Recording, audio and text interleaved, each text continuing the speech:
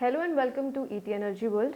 Today we have with us Mr. Pradeep Kumar, who is the Managing Director of LONGi India, and along with him we have Ms. Priyanka Sharma, who heads the HR department of the company.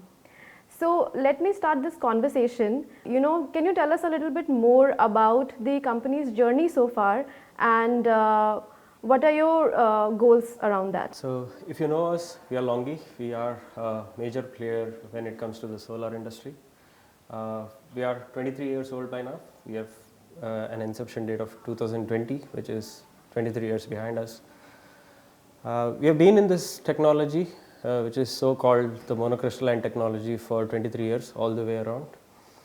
We are pioneers when it comes to manufacturing of solar cells, solar wafers and solar modules. We have offices across the globe, so you name a place where we have solar demand, we are there.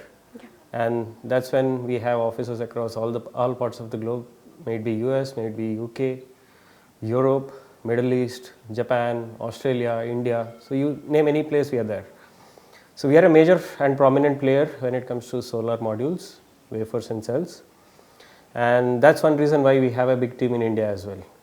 Now coming to specifically to the Indian business, we were in this industry for quite a long time now, like 6 to 7 years, but then by then it was not our technology which was entertained too much because of various factors, maybe because of the technology acceptance on a massive scale or probably the costing part of it. But 2019 is when the things started changing in this industry. I mean, like the monocrystalline modules became one of the major technology which is widely accepted across the globe and then got implemented in India as well. So 2019 is when we started building our local team in a big way, and that's when we have a team of more than 20 Indians now, along with another 35 people dedicated for the Indian business in China. So we do have a mix-up of team, Indian team and the Chinese team working together, and we have supplied around 9.5 gigawatts till date in India, which is a massive number because if you ask us, we are a relatively late comer as compared to our competitors or so-called the industry friends. But then we could achieve this feat in a very short span of time because the technology is getting accepted in a wide scale. And that's when we had a small office earlier in Gurgaon, and now we are coming up with a bigger office with the promise that we are here for a long run. So that's a short introduction about our company, and going local is the only way out to reach the hearts of each and every people, and that's why we have local people managing business across the world, may it be any country, you name it, and that's when we have this Indian team as well doing the business. So what led to the decision of opening an office in New Delhi? If you could just elaborate on that. Okay. Yeah. See, unlike any other player, I think LONGi is a company which plans for a very long span of time. When it comes to the business, when it comes to the technology advancements, I mean, you say any word, we are here for a very long run. So how do we ensure that we have a long-term kind of a business? We have passed through the time when we had the pre-COVID area, when the business was relatively smaller as compared to what we are doing right now in India. That's when we had a smaller office in Gurgaon. And then it was a time when COVID hit India. But fortunately, the solar industry didn't go down, although we had a small pause of 3 to 4 months initially. And we are running through a lot of challenges as well in terms of policies. But again, the future looks very promising because India has an ambitious target of reaching at least 280 gigawatt of solar by 2030, which means we are bound to do at least 25 to 30 gigawatt per annum. Now, with an intention of serving the world by creating green energy, I think we have a very clear picture in my mind that we want to be international, be an international company, although our origin is from China, but then we want to internationalize it, and that's the reason why we have full-fledged offices across the world. And India being an important market for us, I think we have done around 9.5 gigawatt and many more to come probably in the coming years because of the demand we have. So having an office in India is very essential, and Delhi being one of the major, or we can call the capital of India, I think this was an ideal place for us to represent that we are here in India for a long run. So that's the reason why we have a full-fledged office now, and we have all departments working locally, may it be HR, the admin or the local logistics team. You say technical people, we have them, we have sales, we have business development. So it's an entire office which is being set up here. So with a clear intent that we are here for a long run. That's the only motto. So tell us about your growth plans, your targets for the coming years, and how do you plan to achieve them? Okay. From the commercial perspective, if you ask me what is my target, I think that's a very big number which I would like to tell, because we have a huge capacities lined up in China. Not just in China, we have factories in Vietnam, we have factories in Malaysia for cells, your modules, and we also have plans of setting up a few more factories across the globe wherever there is an acceptance coming from the government side. So our target is the kind of capacity we can get in India. So if you're asking me, probably this year I would like to do at least 5 gigawatts. I mean, it's not impossible. We have done around 3.8 gigawatt in 2021. 2022 was because of the policy issues, we had some downside, but again we were able to reach almost like 1.8 gigawatts. But if you ask me this year, there are a lot of channels opening up, maybe through the BCD waivers for few projects or the change in laws which is coming up. So there is a big hope that 2023 and 2024 probably will be 2022 plus 2023 and 2024. So we have a huge volume lined up which will be imported from China. And we being a major player, we are targeting at least 4 to 5 gigawatt of business this year. Okay. So coming to you, Priyanka, as you head the HR department, so tell us about how do you make sure that there is employee growth in the company, and how do you keep them motivated? So, our focus is purely on employee growth. As an organization, although we are working on achieving the organization's target, but at the same time we want our employees to also achieve their targets, so that they are motivated and staying back in the organization for longer run. So to focus on that, we just try to enhance their skills. So we do that by doing trainings for them, maybe external trainings. Then we try to engage people by having some knowledge sharing sessions among themselves, so that their running never stops, right? Then also what we do is that we engage them where having some team building activities wherein employees are really bonded with each other and they plan their long term journey in the organization.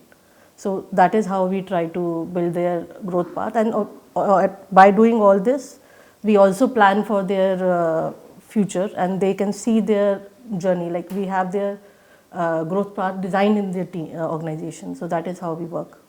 And just to add to Priyanka, probably a few more words, like, see, we don't work like any other conventional companies wherein you have annual appraisals and the boss will only discuss with them probably once in a year to make sure that, okay, they feel happy by that time. So what we generally do is, during the course of time, whenever we start discussing with customers, see, each customer is different, right? So you never know whether the customer who was big last year will be big this year or not. So it doesn't mean that the person who is handling is not putting in efforts this year, because of which he is not getting orders. So what we generally do is, we evaluate it on a real-time basis.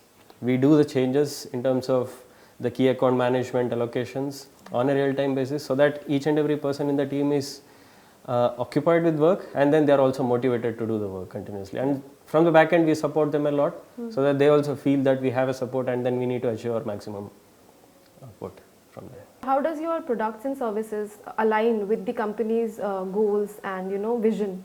How do you describe that? See, being a market leader in this technology for so long is never an easy task. So the most important thing what we always see for any industry, not just solar, not just modules, maybe inverters, it can be out of solar. The most important thing is your technology which you have, and another thing is the quality of the product, and thirdly the service. Now these three are very important. So if you ask me, that is the primary focus of any company. So how are we achieving it?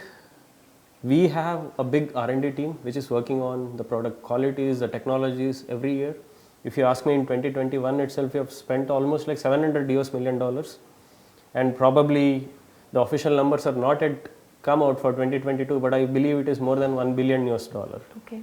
That's the kind of investment we have when it comes to R&D, and that's a huge number. So that is just to ensure that our product is good, that our product is ahead in terms of technology, and we also provide the best in class of service. Now service is again related to this, because once you have a good product, the service also comes down. I mean, the requirement of service also comes down. So it's more like we are committed for 25 to 30 years of life for our modules. We give all kind of guarantees when it comes to the third party insurance and other things. We have been in this field for quite a long time. Our panels are working in all possible conditions, and we have seen that it's working really fine. So we ensure that there is a proper technology in place, we ensure that there is a proper product in place, and then it's competitive enough, and also we do have a service setup. So next, just wanted to understand that we all know that the India's and globally also the solar sector is evolving continuously. So how can LONGi play a role in the evolving sector? That's a very good question. In fact, how we can contribute. See, Yes. To achieve any kind of a goal, right? It's not just about one company contributing and then there is a big change which will happen. So it's all about the entire industry which has to evolve. So how we can contribute? We can contribute in terms of the best-in-class technology. We can contribute when it comes to the best-in-class products. Past 2-3 years, the industry went through a lot of hurdles, probably the policy issues or the supply chain issues, shortage of glasses, so many other factors coming in picture. So how LONGi can ensure is that we still were the best to cater the demand. When nobody was supplying for India because of certain supply chain issues, we were able to do it. When nobody was in a position to supply to other parts of the globe, we had ample capacities. So that's how we are ensuring that we are always there when there is a need.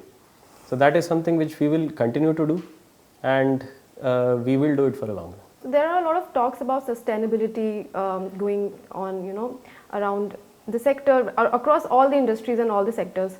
So can you share some examples with us how LONGi is contributing to the sustainabilities in India and abroad? Yeah. See, sustainability can be discussed probably on a global side. It's not particularly about India, because again we are bound to follow the policies of what the global requirements are. So generally what happens is, any big companies, they tend to commit some numbers when it comes to achieving the green energy commitments and all.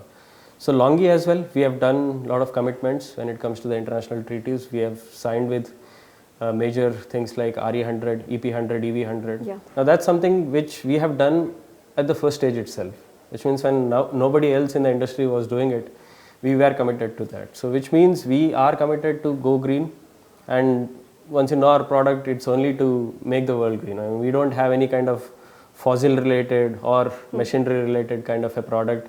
Our product is there to generate green power, and we are there for that. Coming back to you, Priyanka, how do you ensure a positive working environment and for the employees, and just tell us more about that.